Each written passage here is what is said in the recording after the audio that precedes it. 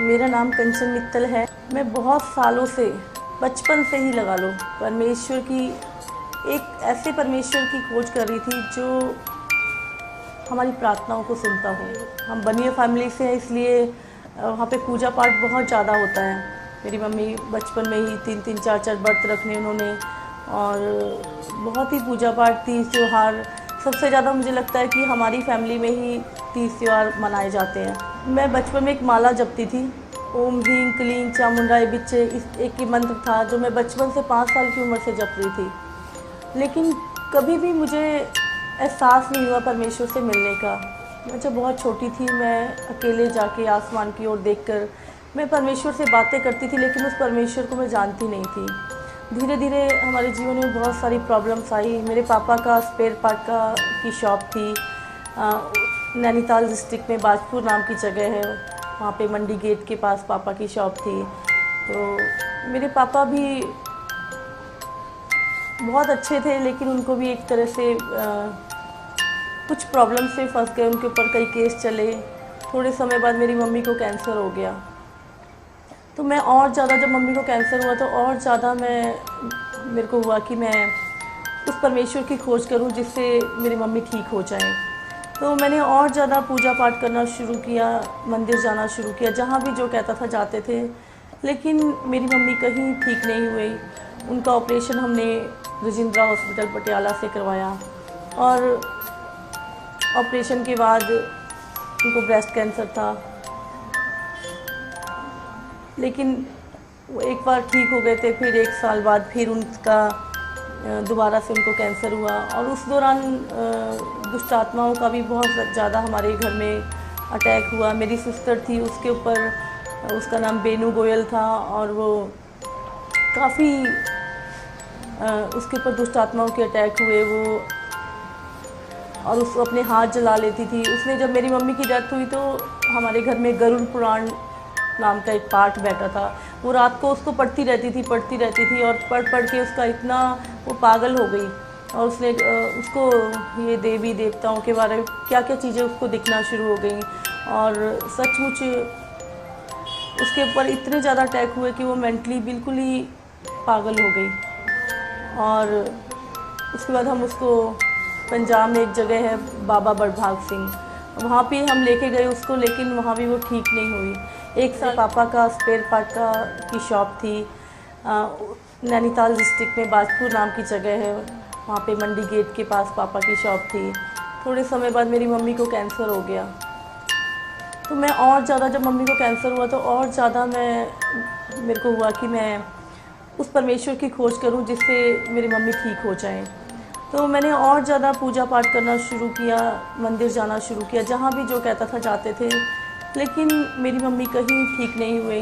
मेरी सिस्टर थी, उसके ऊपर, उसका नाम बेनू गोयल था, और वो काफ़ी उसके ऊपर दुष्ट आत्माओं के अटैक हुए। वो और उसको अपने हाथ जला लेती थी। उसने, जब मेरी मम्मी की डेथ हुई तो हमारे घर में गरुड़ पुराण नाम का एक पाठ बैठा था। वो रात को उसको पढ़ती रहती थी, और पढ़ के उसका इतना वो पागल हो गई।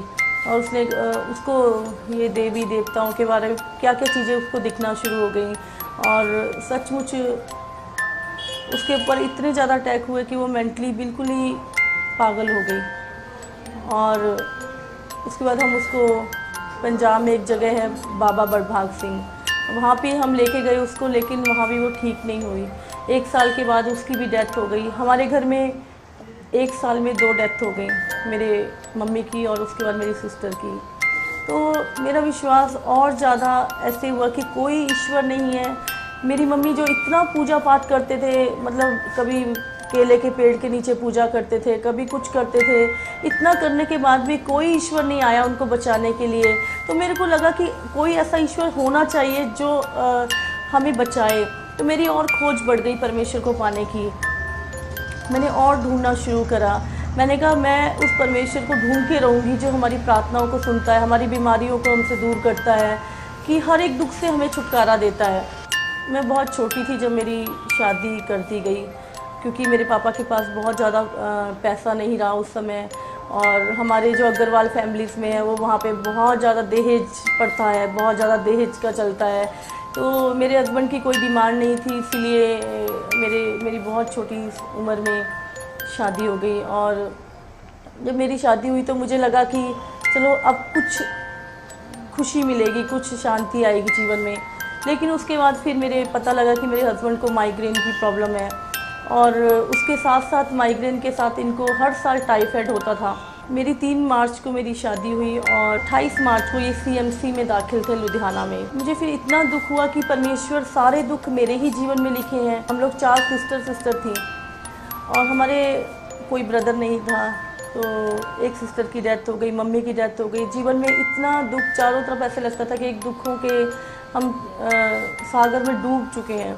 और जब हस्बैंड की बीमारी आई तो और ज़्यादा मैं टूट गई, बहुत ज़्यादा। तो मैंने कहा कोई ईश्वर नहीं है, और ज़्यादा मेरी जो अंदर की पुकार थी उस ईश्वर के लिए बढ़ गई। उस दौरान मेरे पापा जो राधा स्वामी थे, 35 साल से वो नाम जाप करते थे, बहुत पूजा पाठ, रामायण गीता सब कुछ पढ़ते थे। उनके पैरों में एक तरह की गांठें थी जो डॉक्टर कहते थे उसका ऑपरेशन होगा। तो मेरी शादी हो चुकी थी, लेकिन मेरे पापा के पास के पड़ोस में कोई एक पास्टर आए, और हम नहीं जानते थे पास्टर नाम होता भी क्या है, पास्टर होते कौन है, हमें नहीं पता था। तो पापा को वहाँ पे उन पास्टर ने पूछा कि क्या आपको शांति चाहिए। तो मेरे पापा ने बोला मुझे शांति ही चाहिए, क्योंकि मेरा उस समय पापा का कोई उम्मीद नहीं थी कि वो 1-2 साल भी ज़िंदा रहेंगे, क्योंकि वो इतने कमज़ोर दुबले हो गए थे कि उनकी कोई उम्मीद नहीं थी। लेकिन जब उन्होंने बोला कि हाँ मुझे शांति चाहिए, तो उन पास्टर ने पापा के लिए प्रार्थना करी। और जब प्रार्थना करी तो मेरे पापा को, जो एकदम कुबड़े थे, वो सीधे हो गए, और सीधे हो गए। उनके पैरों की गांठें भी एक ही प्रार्थना में चली गई। और जब वो ठीक हुए तो मेरे पापा प्रभु में आए। फिर मेरी सिस्टर जो बहुत ही ज़्यादा धार्मिक प्रवृत्ति की थी, वो अकेली रह गई थी पापा के पास। तो जब उसने एक दिन बाइबल खोली, तो जब वो बाइबल खोली तो उसके फर्स्ट पेज पे लिखा था कि इसमें एक गुप्त खजाना है, जो कोई इसको ढूंढेगा तो उसे मिलेगा। तो उसने सोचा मैं देखती हूँ इसके अंदर कौन सा गुप्त खजाना है। जब उसने बाइबल पढ़ना शुरू किया तो उसको बहुत अच्छा लगा, और वो बाइबल पढ़ती रही। बाइबल पढ़ते पढ़ते एक दिन उसके ऊपर पवित्र आत्मा उतर आया, और वो आत्मा से भर गई। उसने परमेश्वर को महसूस किया अपने जीवन में। उस दौरान मुझे किसी ने बोला कि तेरे पापा मुसलमान बन गए हैं, कि मैं दूर रहती थी थोड़ा, तो मुझे बड़ा गुस्सा आया, क्योंकि उस समय मैं बहुत ज़्यादा धार्मिक थी। मेरे घर में 3 रूम थे, जिसमें एक रूम मैंने पूरा मंदिर को दिया हुआ था। घंटों घंटों बैठकर देवी की उपासना करती थी, क्योंकि मैं भगवानों को बोलती थी कि कोई तो एक ऐसी शक्ति है जो इस दुनिया को चला रही है। तो उस शक्ति को, जैसे हमारे हिंदुओं में दुर्गा माता मानते हैं, इस तरह उस शक्ति को मैं सोचती थी यही शक्ति है, और ये शक्ति मुझे दर्शन देगी और मैं इसको पाके रखूँगी। तो मैंने अपने घर में एक मंदिर बनाया, और वहाँ पे दिन रात जोत चलती थी। मैं घंटों घंटों बैठ के वहाँ पे प्रार्थना करती थी। पूजा पाठ से भी कोई फ़ायदा नहीं हुआ, तो मैंने सोचा मैं ग्रंथ पढ़ती हूँ, ग्रंथों में ज़रूर मुझे वो रास्ता मिलेगा जो परमेश्वर तक पहुँचता है। तो मैंने अपने घर में रामायण, गीता, शिव पुराण, भागवत, मतलब हर तरह से सारे ग्रंथों को, महंगे महंगे ग्रंथ गोरखपुर से मैं मंगवाती थी, और मैंने पढ़ने शुरू किए। लेकिन उन ग्रंथों को पढ़ती थी, लेकिन पढ़ती थी, सिर्फ पढ़ती थी। मैंने रामायण 3-4 बार पूरी करी, लेकिन मुझे कुछ उसमें से ढूंढती थी, लेकिन मिलता नहीं था। कुछ ऐसा महसूस नहीं होता था कि कोई रास्ता है। उसमें सिर्फ कुछ कहानियाँ सी लगती थी वो। लेकिन धीरे धीरे मेरा मन और दुखी होता कि मेरे हस्बैंड की बीमारी भी बढ़ती गई। उनका हर्निया का ऑपरेशन हुआ, बहुत सारी प्रॉब्लम्स उनको ही, कभी जॉन्डिस हो जाता था। हर साल अप्रैल मार्च में वो बीमार हो जाते थे। जब मुझे पता लगा कि मेरी सिस्टर और कहीं जाने लगे, पंजाब में क्रिश्चियंस को कोई नहीं जानता, तो लोग बोलते हैं कि मुसलमान बन गए।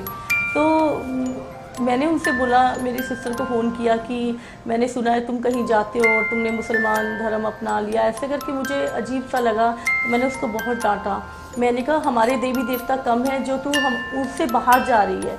मैंने कहा अगर तेरे को ठीक है, तेरे को एक देवी देवता से तसल्ली नहीं तो दूसरे को मान, दूसरे नहीं तीसरे को मान, पर उससे बाहर जाने का कोई मतलब नहीं है। क्योंकि उस समय मेरे अंदर भी एक धार्मिक घमंड बहुत ज़्यादा था, क्योंकि मैं बहुत ज़्यादा पूजा पाठ करती थी। तो मैं कहती थी वो जो हमारी चीज़ है ही नहीं है। हम सोचते हैं कि क्रिश्चियनिटी तो हमारी है ही नहीं, यीशु मसीह तो अंग्रेज़ों का ही परमेश्वर है। इस तरह के ख्याल हमारे दिमाग में थे। तो मेरी बहन ने कुछ नहीं बोला, वो थोड़ा डर गई, क्योंकि उसने सोचा कि मैं उसको डांटूंगी। तो थोड़े समय बाद मैंने कहा तो मैं जब आऊँगी तुमसे तो मैं तुम्हें अच्छे से बताती हूँ कि तुम लोग किधर चले गए।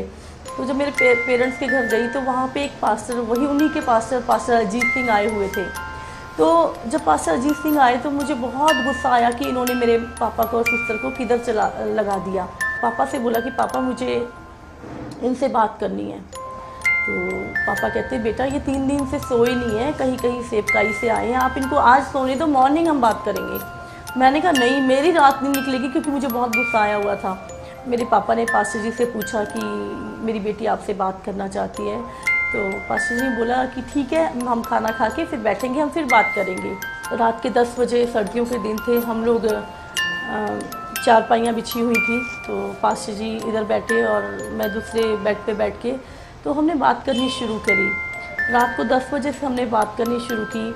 मेरे जीवन में इतने सारे सवाल थे कि हम कौन हैं, हम कहाँ से आए हैं, हमारे जीवन में बुरा क्यों होता है, हमारे जीवन में दुख क्यों आते हैं, और हम इतना धार्मिक होने के बाद भी धार्मिक लोग क्यों मर जाते हैं, क्यों कोई उनको बचाता क्यों नहीं है।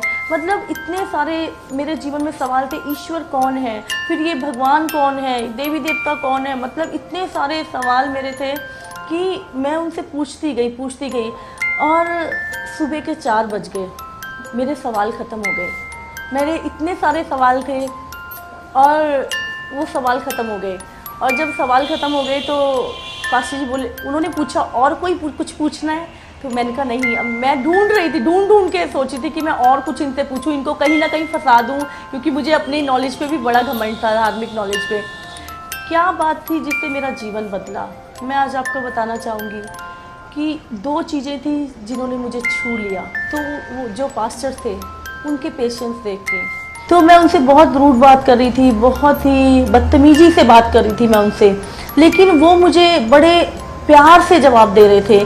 तो मैंने सोचा कि हो सकता है इंसान 1 घंटा 1.5 घंटा नाटक कर ले और मतलब बुरा गंदी तरीके से बात करने का जवाब अच्छे से दे दे, पर कोई 10 बजे से लेकर 4 बजे तक किसी को झेल नहीं सकता। और दूसरी बात थी कि मैं जो भी पूछती थी उन्होंने अपने मन से उत्तर नहीं दिया। वो उनके पास एक किताब थी जिसमें से वो मुझे उत्तर देते थे। तो मेरे को बहुत ही हैरानी हुई कि मेरे बचपन से जो इतने सवाल हैं उनका जवाब एक किताब में कैसे हो सकता है। सवाल मेरे, जवाब एक किताब में, ऐसे कैसे हो सकता है। मुझे पता लगा उस किताब का नाम बाइबल था। तो सुबह 4 बजे मैंने उन पास्टर से बोला कि अगर यही परमेश्वर है तो मैं इनके पीछे चलना चाहूँगी। पास्टर ने मुझे एक बात बोले कांटों भरी राह है, चल पाओगे। तो मैंने कहा पास्टर अगर ये परमेश्वर है, दुनिया इधर से उधर हो जाए, मैं इस परमेश्वर को पाके ही हटूँगी। जो कुछ भी आए, आंधी आए, तूफान आए, अगर ये परमेश्वर है तो मैं इसके पीछे चलूँगी। थोड़े समय बाद क्या हुआ कि मेरे को ऐसी लगन लग गई बाइबल पढ़ने की कि दिन रात मैं बाइबल पढ़ती थी। जितना टाइम मैं अपना काम करती थी, उसके बाद मैं बाइबल ही पढ़ती रहती थी। थोड़े समय बाद क्या हुआ, मेरे फादर इन लॉ का बहुत सताव शुरू हुआ।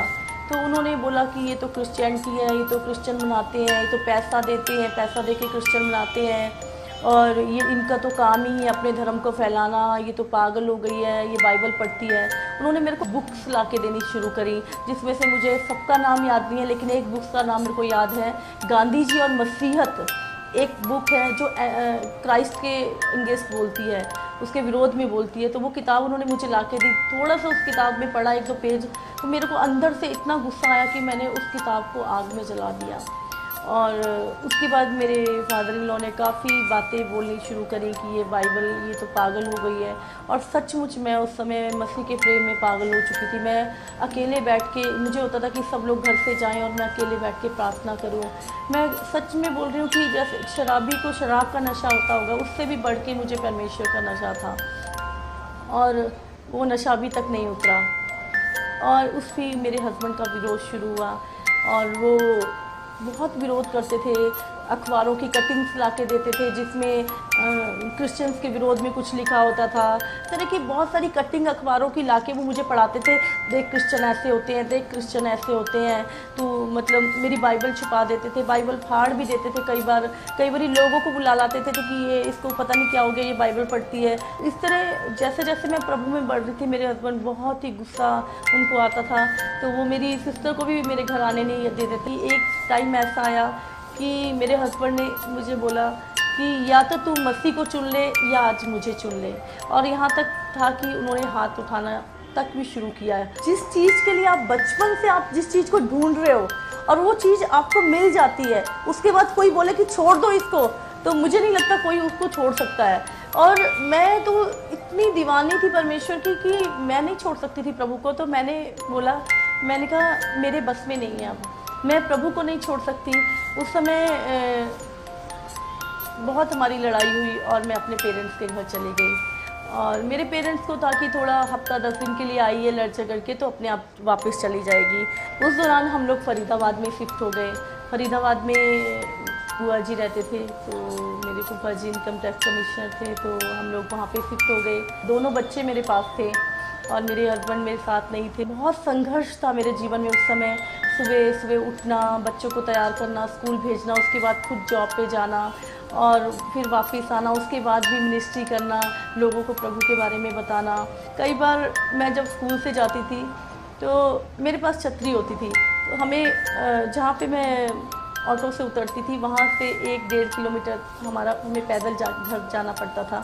कई बार क्या करती थी कि अपनी छतरी जो मेरे साथ जा रहे होते थे उनको दे देती थी और मैं सोचती थी कि प्रभु मैं इनको वचन सुना सकूं। और मैं उस दौरान उनको वचन सुनाती थी क्योंकि वो उस छतरी के उसमें मेरे साथ साथ चलते थे और मैं उनको वचन सुनाना शुरू करती और इस तरह बहुत सारे लोगों का जीवन वहाँ भी बदला। मेरे हस्बैंड कभी कभी छुप के चर्च में आते फरीदाबाद, देखते कि क्या करते हैं। 1.5 साल बाद हम लोग दोबारा से वो मुझे लेके गए और उन्होंने बोला ठीक है, मैं भी मसीह को अपनाऊँगा और हम सब इकट्ठे से रहेंगे।